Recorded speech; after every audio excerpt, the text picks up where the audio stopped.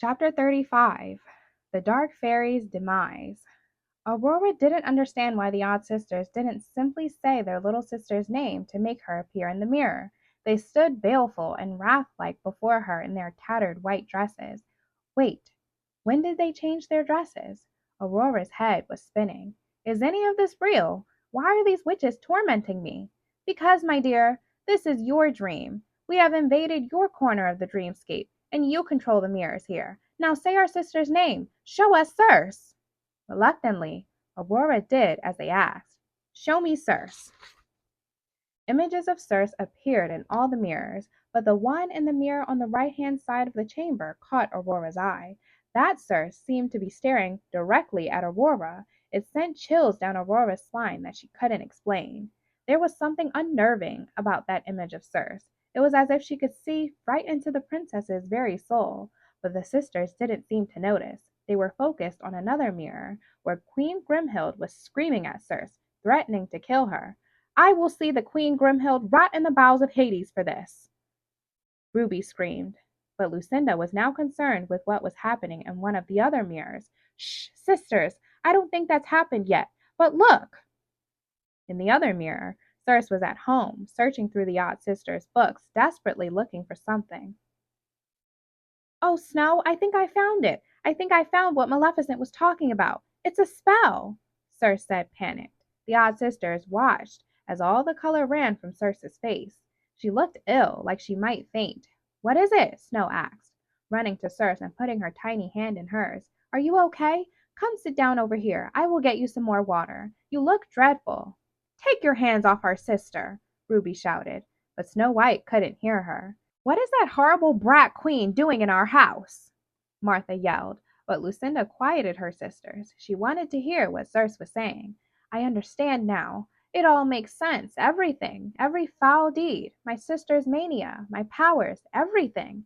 No! The odd sisters' screams filled the chamber, but they were distracted by some of the mirrors that were now flashing images of Maleficent. Sisters, look! It's Maleficent! Ruby shot Aurora a wicked look. Why are you changing the mirrors? We asked to see our sister. Ruby, look! The Tree Lords are going to kill Maleficent! Martha cried. This isn't how she dies. This isn't how it ends, Lucinda screamed, panic-stricken.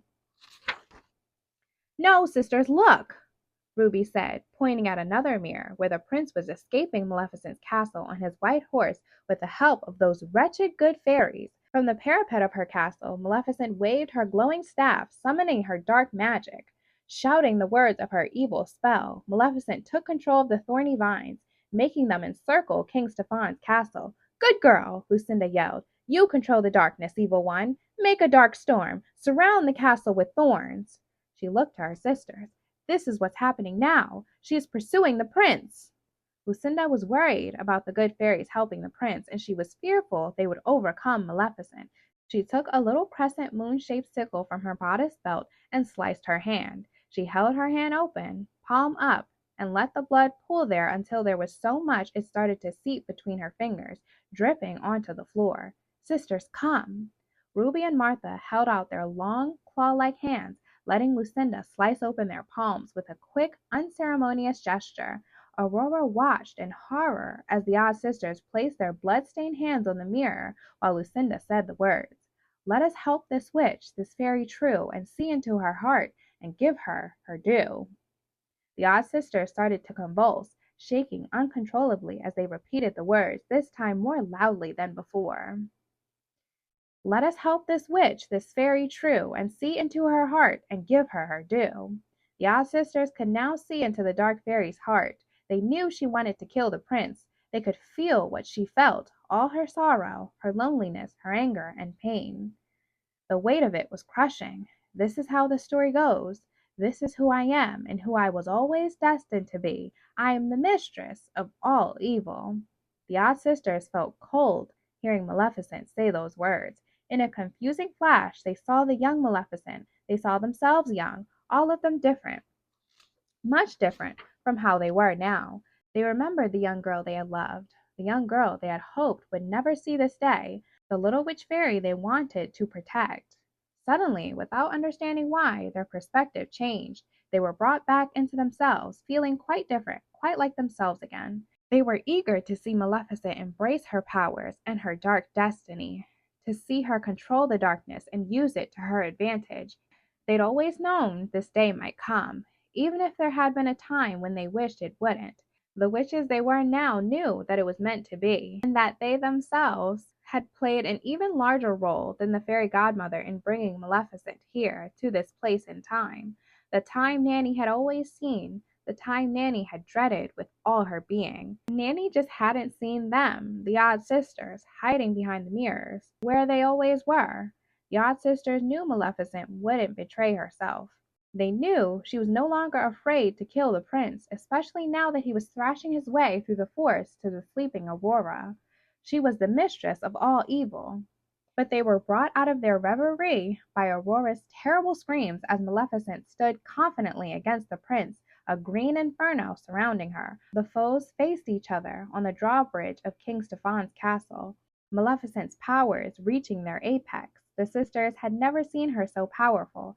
Aurora's hysterical crying was distracting them. Lucinda put her hand on Aurora's face, almost tenderly at first, and then pushed her backward.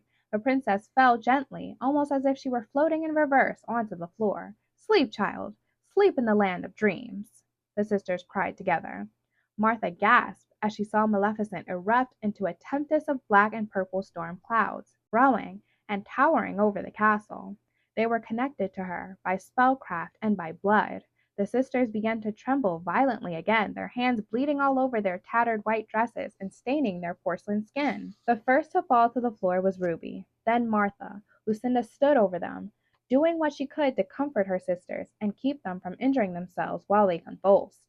They were sprawled on the floor, shaking and screaming unintelligibly. Their eyes rolled back into their heads, then suddenly they went completely quiet and still. Their eyes bulged from their deep-set sockets. Lucinda could see only the whites of their eyes, and she knew she could now communicate with Maleficent through her sisters. She put her right hand on Ruby's heart and her left on Martha's, making a deep red bloodstain on her dress from the cut in her hand. "Embrace your destiny, Maleficent. Die if you must to keep your daughter safe," Lucinda screamed. She smiled as she heard Maleficent say the words. "Now shall you deal with me, O Prince, and all the powers of hell."